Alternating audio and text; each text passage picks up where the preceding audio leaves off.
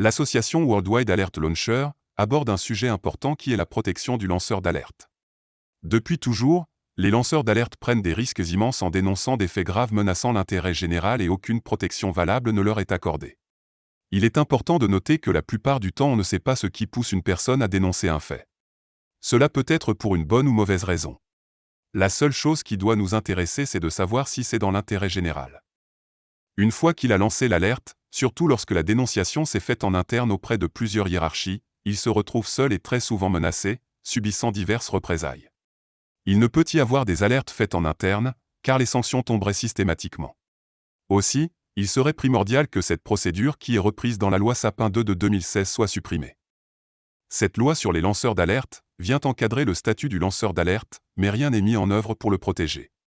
Aujourd'hui, il est nécessaire de changer cela en garantissant une protection maximale du lanceur d'alerte, et dans tous les domaines, le milieu administratif, le terrorisme, le milieu médical, le blanchiment d'argent, mais aussi les associations qui relaient pour leur compte leurs alertes. Les lanceurs d'alerte et les associations devraient bénéficier d'un même niveau de protection. Nous avons donc créé cette association pour pallier à certains de ces manques qui n'ont que trop duré.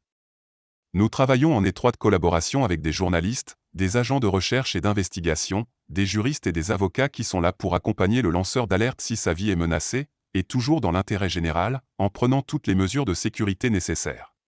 De plus, nous souhaiterions que la loi aille plus loin en accordant le droit d'asile aux lanceurs d'alerte à l'étranger, dans le cas où sa vie serait en danger. Notre action première est de faire en sorte que tous les lanceurs d'alerte soient protégés. Nous protégeons aussi bien les agents de l'État qui agissent dans l'intérêt général en révélant des abus du gouvernement ou des personnes qui alertent sur des informations touchant les violations du droit international humanitaire. Aussi, il serait important que la loi propose une immunité pénale pour les lanceurs d'alerte, ce qui n'est à ce jour pas d'actualité. Autre mesure de sécurité que nous mettrons à la disposition de nos lanceurs d'alerte seront des gardes du corps pour la protection de la personne menacée, également des voitures blindées, des smartphones, ordinateurs ultra sécurisés avec un cryptage de niveau militaire. Dans le milieu du travail, en cas de représailles de la part de l'employeur, des avocats avec qui nous travaillons les accompagneront. Nous nous engageons aussi à mettre en ligne un site sécurisé leur permettant de nous transmettre les informations nécessaires à l'alerte en toute sécurité et anonymement s'ils le souhaitent.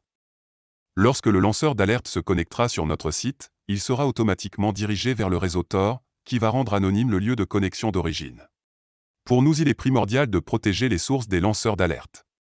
Rappelons que les informations concernant de graves violations du droit international humanitaire ou relatifs aux droits humains doivent toujours être divulguées.